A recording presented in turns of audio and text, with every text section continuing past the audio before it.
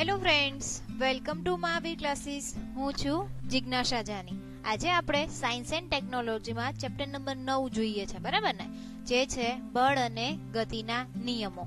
એમાં આપણે એક ટોપિક અને બે ટોપિક જોઈ લીધા, બરાબર છે. બીજો ટોપિક છેલ્લે કયો જોયો તો? ગેલિલિયોનો પ્રયોગ. સરસ તૈયાર કર્યો છે ને? ઓકે, તો અગત્યનો મુદ્દો છે આ ટોપિક નંબર 3, ગતિના નિયમો. જે આપણે જોતા હતા એમાં ન્યૂટન ગતિનો પ્રથમ નિયમ, જે તમારે એકદમ સરસ તૈયાર કરવાનો છે, એટલે ખાસ ધ્યાન રાખજો. ન્યૂટન ગતિનો પ્રથમ નિયમ. અને આ જ ટોપિકમાં આપણે બીજું જોશું, જે છે જડત્વ. જડત્વ એટલે શું, આપણે એની વાત કરવાની છે. ઓકે, બુક ને પેન લઈ લેજો, સાથે સાથે જે જરૂર પડે લખતા પણ જજો. સૌપ્રથમ ન્યૂટન ગતિનો જે પહેલો નિયમ છે, પ્રથમ નિયમ છે, એ શબ્દશ શું છે એની વાત કરીએ તો, દરેક પદાર્થ પોતાની સ્થિર અવસ્થા કે સુરેખ પથ પર અચળ ગતિની અવસ્થા જાળવી રાખે છે ક્યાં સુધી? કે જ્યાં સુધી તેના પર કોઈ બાહ્ય બળ વડે અવસ્થા બદલાવાની ફરજ ના પડે. આવું ક્યારે આવી ગયું હતું? એક વખત આવી ગયું હતું. આગળનું જે આપણે જોયો તો ગેલિલિયોનો પ્રયોગ, ત્યારે આપણે આ વસ્તુ જોઈ હતી કે જ્યાં સુધી તેને બાહ્ય બળ ન આપો તો તેની અવસ્થામાં કોઈ ફેરફાર થતો નથી. બીજા શબ્દોમાં કહીએ તો શું કીધું હતું કે અસંતુલિત બાહ્ય બળ. જો બીજી કંઈક આ રીતે છે, જ્યાં સુધી કોઈ પદાર્થ પર અસંતુલિત બાહ્ય બળ ન લગાડવામાં આવે. શું કીધું? અસંતુલિત બાહ્ય બળ ન લગાડવામાં આવે ત્યાં સુધી તે પદાર્થ સ્થિર હશે તો સ્થિર જ રહેવાનો છે. એટલે કે સ્થિર અવસ્થામાં હોય તો સ્થિર અવસ્થામાં જ રહેશે, અને અચળ વેગી ગતિ કરતો હોય તો તે પદાર્થ પોતાની અચળ વેગી ગતિ ચાલુ રાખે છે ને? એકદમ ઈઝી. આ વસ્તુ આપણે ભણી ગયા હતા. આગળના ટોપિક મેં તમને કીધું હતું કે સરસ તૈયાર કરજો, તો નેક્સ્ટ ટોપિક તમને સરસ આવડશે. એટલા માટે જ કહેતી હતી, કારણ કે આ નિયમ બેઠો જ એ છે, છેલ્લો જે આપણે જોયું હતું ને એનો જ છે આ. શું કીધું? ફરી એક વખત રિપીટ કરીએ, યાદ પણ રાખતા જજો શું બોલું છું. દરેક પદાર્થ પોતાની સ્થિર અવસ્થા કે સુરેખ પથ પર અચળ ગતિ કરે છે અથવા તો તે અવસ્થામાં જાળવી રાખે છે ક્યાં સુધી? કે જ્યાં સુધી તેના પર કોઈ બાહ્ય બળ ન લાગે. ત્યાં સુધી તેના પર બાહ્ય બળ ન લાગે ત્યાં સુધી. એટલે કે બીજા શબ્દોમાં કંઈક આ રીતે છે કે જ્યાં સુધી કોઈ પદાર્થ પર અસંતુલિત બાહ્ય બળ ન લાગે, અસંતુલિત બાહ્ય બળ નહીં લાગે તો શું થશે? તે સ્થિર જ રહેવાનો છે ને, કોઈ બળ નથી લાગતું તો. એટલે કે જ્યાં સુધી તેના પર કોઈ અસંતુલિત બાહ્ય બળ ન લાગે ત્યાં સુધી તે પદાર્થ સ્થિર અવસ્થામાં હોય તો સ્થિર અવસ્થામાં રહેશે, અથવા તો અચળ વેગી ગતિ કરતો હોય તો અચળ વેગી ગતિ ચાલુ રાખે છે. આ હતો ન્યૂટનનો પહેલો નિયમ. તો ચાલો સમજી પણ લઈએ સાથે સાથે ઉદાહરણ દ્વારા. જેમ કે સ્થિર અવસ્થામાં રહેલો પદાર્થ અસંતુલિત બળ ન લાગે તો સ્થિર અવસ્થામાં રહે છે. આપણે જોયું એવું ઉદાહરણ તમને ખબર છે કે ટેબલ પર સ્થિર પડેલું પુસ્તક, અથવા તમે ગમે તે વસ્તુ કહો કે ટેબલ ઉપર ગમે તે વસ્તુ પડી છે, અથવા તો તમે ખુરશીની પણ વાત કરી શકો છો કે ખુરશીની જગ્યાએ પડી છે, ત્યારે તેને ઉપર તમે બળ નહીં લગાડો, અસંતુલિત બાહ્ય બળ નહીં લાગે તો તેની તે જ અવસ્થામાં રહેશે ને. તમે કઈ અડકતા નથી એને, તો શું થાય છે? તે સ્થિરની સ્થિર જ રહે છે ને. બસ આટલો જ ઈઝી પ્રથમ નિયમ છે. શું કીધું? કે જ્યાં સુધી તેના પર અસંતુલિત બાહ્ય બળ નહીં લાગે કોઈ પણ વસ્તુ પર, તો એ પોતાની અવસ્થા છોડશે નહીં. સ્થિર હશે તો સ્થિર રહેશે, ગતિમાં હશે તો ગતિમાં રહેશે. આ પહેલું ઉદાહરણ સ્થિર અવસ્થા માટે આપણે જોયું. તો બીજું ઉદાહરણ જો, આ બોલ છે. શું દેખાય તમને? અચળ વેગી ગતિ કરતો એવું લાગે છે.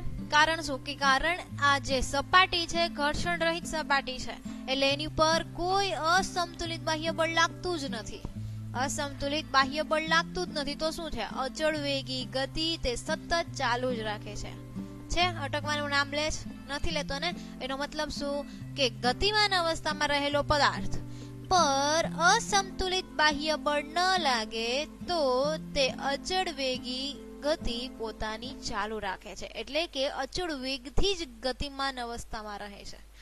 ખબર પડી દરેકને? બીજા ઉદાહરણમાં પહેલું આપણે જોયું હતું સ્થિર અવસ્થા માટેનું, બીજું જોયું ગતિમાન અવસ્થા માટેનું. તો જે ઘર્ષણ રહિત સપાટીની વાત કરીએ, જો આપણે જે ઉદાહરણ જોયું ને એમાં સપાટીની વાત મેં તમને પહેલા જ કરી કે ઘર્ષણ રહિત સપાટી છે. જો ઘર્ષણ હશે, ઘર્ષણ વાળી સપાટી હશે તો તેના પર અસમતુલિત બાહ્ય બળ કંઈક ને કંઈક તો લાગશે જ. એટલે એ કઈ બોલ છે એ સ્થિર થઈ જાય છે, ધીમો પડી જાય છે. પરંતુ આપણે અહીંયા કયો લીધી છે? ઘર્ષણ રહિત સપાટી.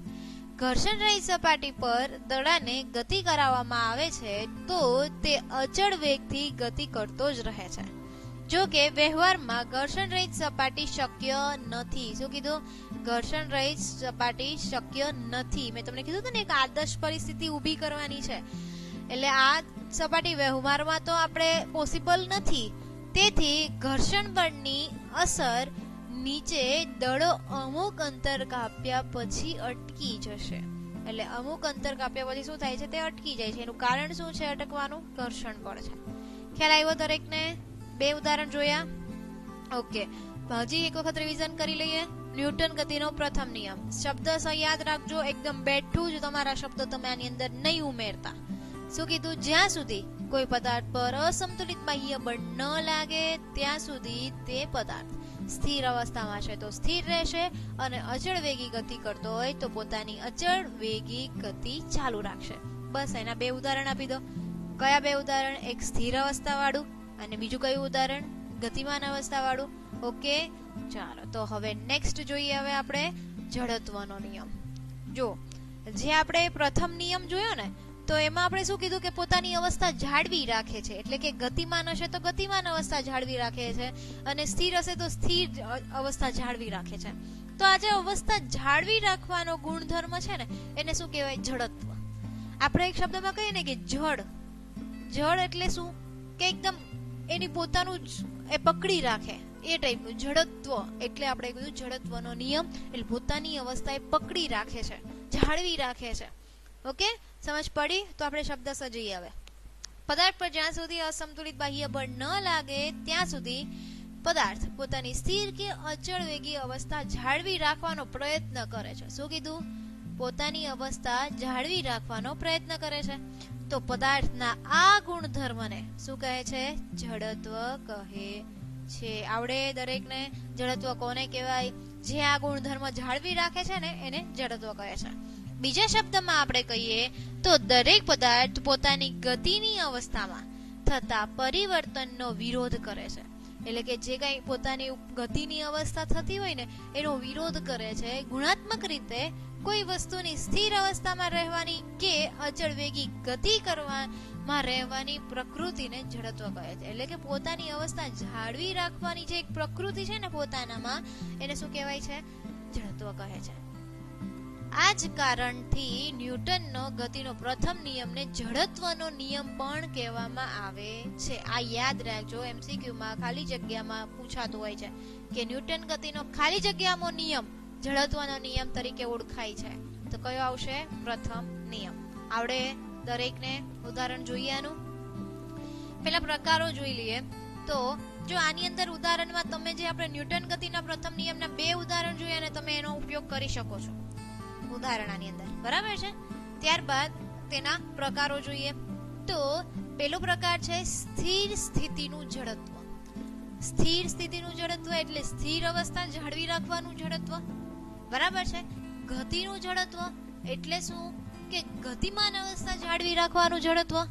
અને ત્યારબાદ છે દિશાનું જડત્વ, એટલે કે જે કઈ દિશામાં ગતિ કરે છે એ દિશા જાળવી રાખવાનું જડત્વ. ઓકે, તો જોઈએ. પહેલા તો સ્થિર સ્થિતિનું જડત્વ શું કહે છે? પદાર્થના જડત્વના ગુણધર્મને લીધે પદાર્થ સ્થિર અવસ્થામાં રહેવાનો પ્રયત્ન કરે છે કે જ્યાં સુધી તેના પર અસમતુલિત બાહ્ય બળ ન લાગે. એટલે કે શું? તેના ઉપર બળ નહીં લાગે ત્યાં સુધી તે પોતાની સ્થિર અવસ્થા જાળવી રાખવાનો પ્રયત્ન કરે છે. ઉદાહરણ જોઈએ. સ્થિર બસમાં ધારો કે કોઈ વ્યક્તિ ઊભો હોય અને અચાનક ચાલુ થાય, બસની ગતિ અચાનક ચાલુ થાય છે, તો આવી પરિસ્થિતિમાં વિચારો શું થાય છે? વિચારો દરેક જણ કે વ્યક્તિ પાછળની તરફ નમી જાય છે. શું થાય છે? વ્યક્તિ પાછળની તરફ નમી જાય છે. જુઓ, આ વ્યક્તિ કોઈ ઊભો છે, બસ અચાનક ચાલુ થઈ, એની ગતિ ચાલુ થઈ, તો જો શું થયું? પાછળની તરફ ખસ્યો ને પાછળની તરફ ઝૂકી જાય છે ને, એનું કારણ શું છે કે સ્થિર બસ, ધારો કે કોઈ એક વ્યક્તિ ઊભો હોય અને બસ અચાનક ચાલુ થાય છે તો પાછળની તરફ વ્યક્તિ ખસે છે અથવા તો નમી જાય છે. આમ થવાનું કારણ એ જ છે કે જડત્વ.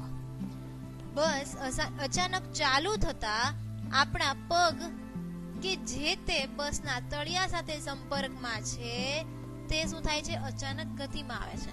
પરંતુ આપણું જે શરીર છે, શરીરનો ઉપરનો ભાગ છે એ કોઈના સંપર્કમાં નથી. એટલે શું થાય છે, એ તો જે કંઈ સ્થિર અવસ્થામાં છે તેનું તે જ રહેવાનું છે. એટલે એ શું કરશે, જડત્વનો ગુણધર્મ જાળવી રાખશે. અચાનક એ ગતિમાં આવતું નથી, પણ એ ગતિમાં આવતા વાર લાગે છે. એટલે જડત્વનો ગુણધર્મ એને લાગે છે, એટલે એ ગતિનો વિરોધ કરે છે. ગતિનો વિરોધ કરવાથી એ પાછળની તરફ ઝૂકી જાય છે. ખ્યાલ આવ્યો? જો ફરી એક વખત શું થયું, બસ ચાલુ થઈ, પાછળની તરફ વ્યક્તિ ઝૂકી ગયો. ઓકે, આગળ જોઈએ. પદાર્થના જડત્વના ગુણધર્મને લીધે પદાર્થ અચળ વેગથી ગતિ કરતો હોય તો તે અચળ વેગથી ગતિ ચાલુ રાખે છે કે જ્યાં સુધી તેના પર અસંતુલિત બાહ્ય બળ ન લાગે. એટલે શું કીધું, હવે આ ગતિનું જડત્વ છે તો એ ક્યારે લાગવું પડશે, અચળ વેગી ગતિ કરતો હોય ત્યારે. અને અચળ વેગથી ગતિ કરશે એ અવસ્થા જાળવી રાખશે તેને શું કહેવાય, જડત્વ, ગતિનું જડત્વ. અને ક્યાં સુધી જાળવી રાખશે, જ્યાં સુધી તેના પર અસંતુલિત બાહ્ય બળ નહીં લાગે ત્યાં સુધી. અસંતુલિત બાહ્ય બળ નહીં લાગે ત્યાં સુધી. જો ઉદાહરણ કંઈક આવું છે, કોઈ વ્યક્તિ જો અચળ વેગથી સુરેખ માર્ગ પર ગતિ કરતો હોય અને સીટ બેલ્ટ પહેરેલી છે તો તે વ્યક્તિ પણ મોટર કારના વેગ જેટલી જ વેગથી ગતિ કરતો હોય છે. તમને ખબર છે, એટલા જ વેગથી વ્યક્તિ ગતિ કરે છે. પરંતુ સીટની સાપેક્ષમાં તે વ્યક્તિ જ્યાં સુધી સ્થિર અવસ્થામાં રહી શકે છે કે જ્યાં સુધી મોટર કારને રોકવા માટે ડ્રાઈવર બ્રેક લગાડે છે, બ્રેક લગાડતા નથી. જો સમજો, શું કીધું કે સીટમાં બેઠેલો છે કોઈ વ્યક્તિ, બરાબર છે, અને એ કાર પોતાની ગતિ ચાલુ રાખે છે. હવે કારની ગતિ ચાલુ છે, પરંતુ એક શબ્દમાં કહીએ તો વ્યક્તિ ભલે એ જ વેગથી ગતિ કરે છે, પરંતુ વ્યક્તિની ગતિ કેવી છે, એ સ્થિર છે એવું માની લઈએ, કારણ કે એ કોઈ મોશન કરતો નથી, સ્થિર અવસ્થામાં રહી શકે છે જ્યાં સુધી તેના બ્રેક લગાવવામાં ન આવે ત્યાં સુધી. એટલે કે ડ્રાઈવર બ્રેક મારશે એટલે શું થાય છે કે તેની સ્થિર અવસ્થામાં ધીમે ધીમે ઘટાડો થશે, એટલે કે ગતિમાં આવશે. એટલે કે જો અચાનક બ્રેક લગાડવાથી ડ્રાઈવર અચાનક જો બ્રેક લગાડે છે ત્યારે શું થાય છે, કારની સ્થિર અવસ્થામાં લાવે છે. એટલે કે સ્થિર અવસ્થામાં કઈ રીતે, ગતિમાનમાંથી સ્થિરમાં લાવે છે. અને મોટર કારની સીટ એ શું થાય છે, સ્થિર અવસ્થામાં જ આવેલી છે, પરંતુ વ્યક્તિનું શરીર જડત્વના કારણે ગતિમાન અવસ્થામાં જ રહેવાની વૃત્તિ ધરાવે છે.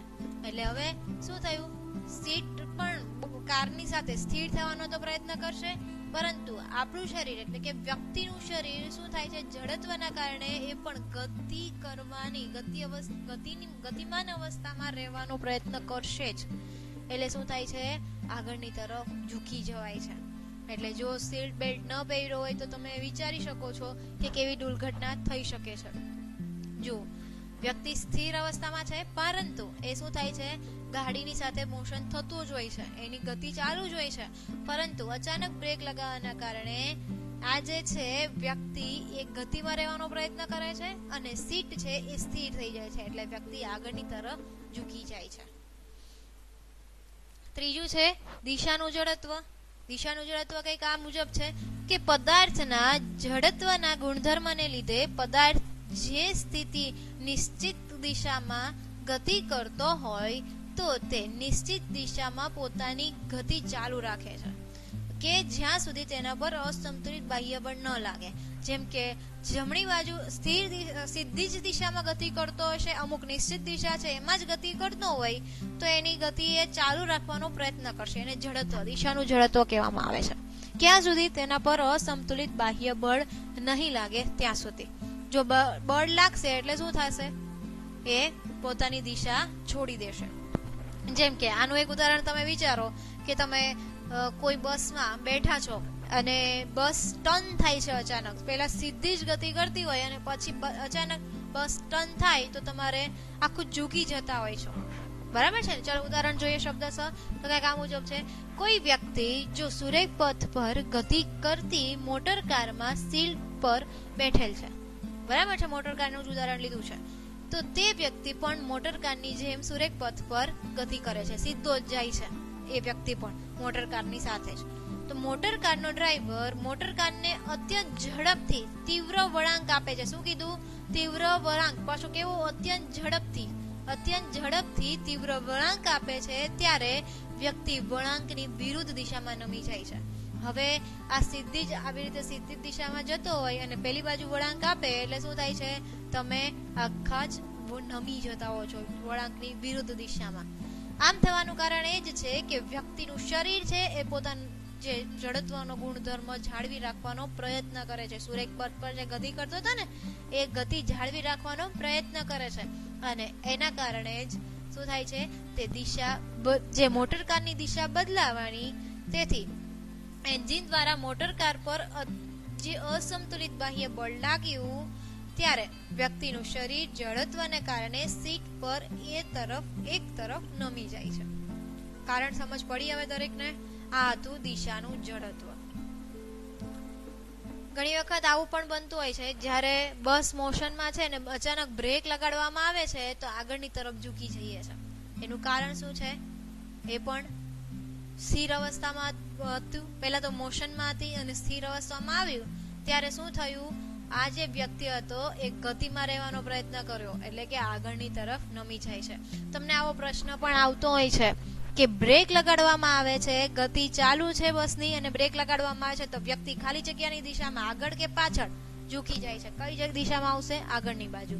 અને સ્થિર અવસ્થામાં હશે ત્યારે ગતિ બસની ચાલુ થશે તો પાછળની બાજુ. આ વસ્તુ યાદ રાખજો, સમજજો. જડત્વનો આ એક પણ નિયમ છે. જોજો, ગ્લાસ ઉપર એક કાર્ડબોર્ડ રાખ્યું છે, એની ઉપર સિક્કો રાખ્યો છે. હવે તમે અચાનક આ જે શીટ છે એને ધક્કો મારો છો ને સિક્કો ગ્લાસમાં જ કેમ પડી જાય છે? તમે આ પ્રયોગ કરતા આવ્યા છો વારે વારે. કેમ ગ્લાસમાં જ પડી ગયો? સિક્કો આ કાર્ડબોર્ડની સાથે જતો કેમ ન રહ્યો? કારણ સિક્કો અત્યારે સ્થિર અવસ્થામાં છે, આપણે આ કાર્ડબોર્ડ છે એને જ ધક્કો માર્યો છે એટલે શું થાય છે? એ જ ગતિમાં આવે છે અને સિક્કો સ્થિર અવસ્થા જાળવી રાખવાનો પ્રયત્ન કરે છે એટલે શું થાય છે? એ ગ્લાસમાં પડે છે. સાયકલ ચલાવનાર અને અચાનક ઠોકર લાગે છે તો એ આગળની દિશામાં ઝૂકી જાય છે. કેમ એવું થાય છે? કારણ શું થયું? કે એ ગતિમાં હતો અને અચાનક સ્થિર અવસ્થામાં આવ્યો, પરંતુ જે વ્યક્તિ હતો એ ગતિમાં રહેવાનો પ્રયત્ન થયો. જડત્વનો ગુણધર્મ, વ્યક્તિ જડત્વનો ગુણધર્મ લાગુ પડ્યો એની ઉપર એટલે શું થયું? આગળની તરફ ઝૂકી ગયો અથવા તો પડી જાય છે. જો આમાં ગતિ કેવી છે? આ કયો છે? ગેલેલિયોનો નિયમ. યાદ આવ્યું ને? ગેલેલિયોનો નિયમ. બસ, ઓકે, રિવિઝન કરતા રહેજો.